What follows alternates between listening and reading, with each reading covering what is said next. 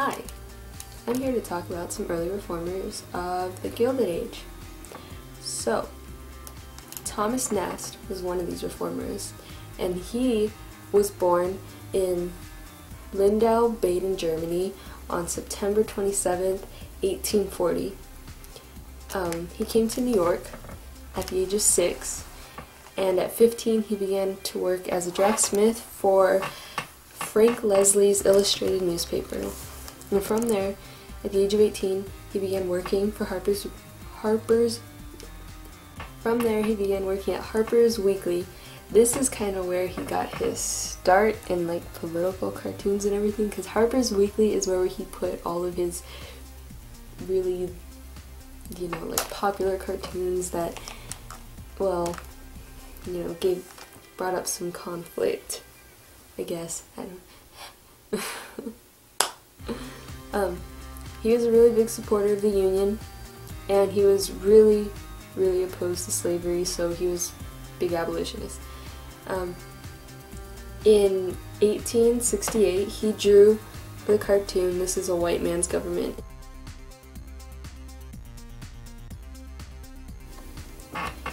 Now, Nast also made other political cartoons like After the Battle and Emancipation.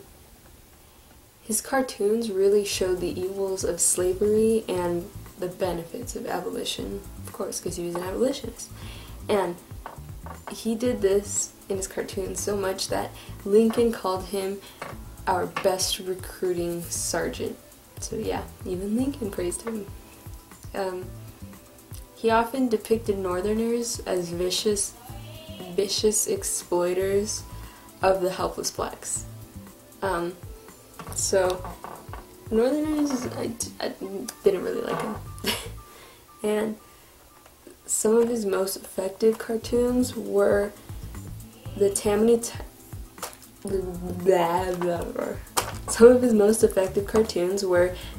Tiger Loose and Group of Vultures Waiting for the Storm to Blow Over. These were made in 1871 during the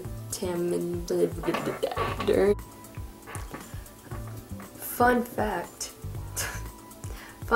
about Thomas Nast was he used to do some oil paintings here and there. He used to dabble.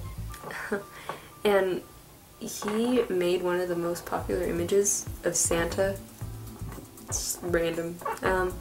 And he popularized the donkey and he popularized the Democratic donkey. And he popularized the Democratic symbol, which is a donkey. So, yeah, that's Thomas Nast. On to Jane Addams. Next reformer I'm going to talk about is Jane Addams. She was a really remarkable woman because she helped the needy and the poor. She also helped children. She tried to fight for world peace, but obviously that's something that's out of the question. She was born in Cedarville, Illinois in 1860.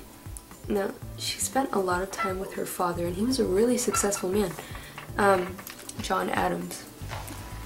He didn't really believe in slavery, and he secretly helped those who came through the Underground Railroad.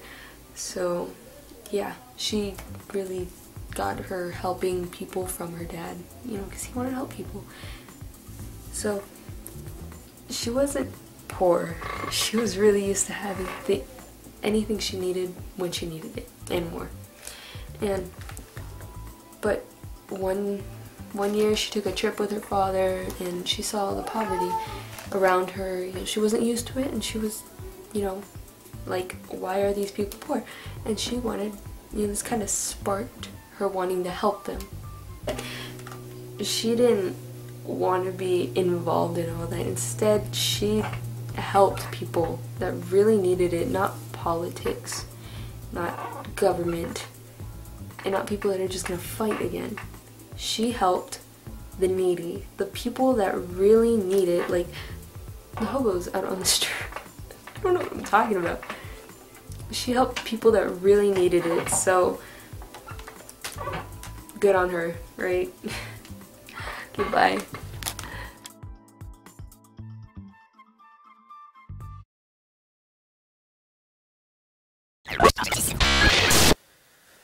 So, I'm going to start off a little off topic. So, getting down to business, for as long as people have worked, people have been unhappy with their jobs. And for as long as people have worked for companies, people have tried to band together and protest to make themselves a little more happy with their jobs. So, for my part of the reaction team, I have unionism. This is where unionism comes in. Unionism is a system or principles and theory of labor unions. But where did labor unions come from? Well, labor unions rely on a practice called collective bargaining. This is where employers discuss things like wage, working conditions, how many hours a week one works, and job security with representatives of the employees from the labor union. Collective bargaining first started in Great Britain in the 19th century and ever since has been a commonly accepted practice in most industrial advanced societies. But when did collective bargaining first take its place in the United States? In 1880, the United States had around 160,000 union members. 120,000 of them were crafters, such as stonecutters, some kinds of railroad workers, engineers, printers, and carpenters. The other 40,000 were industrial type workers. Half were coal miners and the other half were the Knights of Labor. The Knights of Labor started as a labor union of tailors in Philadelphia in 1869, headed by Uriah S. Stevens. As it grew larger, it prided itself on being one of the only labor unions that was all-inclusive. The only people that the Knights of Labor rejected to be members were people like liquor dealers, gamblers, bankers, stock manipulators, and lawyers. The May Day strike in 1886 marked and was a direct result of the decline of the Knights of Labor. The Knights of Labor did leave us a cool legacy though. It's called Labor Day, and that's the reason why we won't have school on May 1st. Look at the kitty! Let's talk about the American Federation of Labor. I'm going to abbreviate it the AFL because it has a lot of syllables and it's infuriating to say. The AFL was first called the Federation of Organized Trades and Labor Unions in 1881, but in 1886 it was changed to the much simpler American Federation of Labor. The AFL differed from the Knights of Labor in a few ways. Instead of being densely centralized and made up of individual people, the AFL was made up of various trade labor unions that were affiliates of the AFL.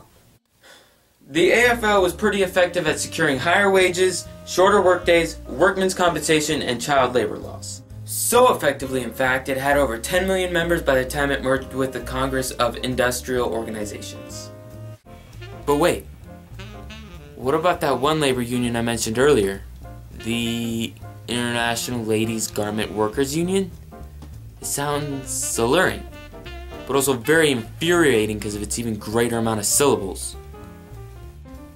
The ILGWU, which is hard to say quickly, was formed in 1900 by 7 small local labor unions made up mainly of Jewish immigrants. They faced constant opposition to their organization from anarchists and socialists. Despite this, they grew quickly. Yet, the Depression of 1903 and the new National Association of Manufacturers pretty much took away all of their new gains.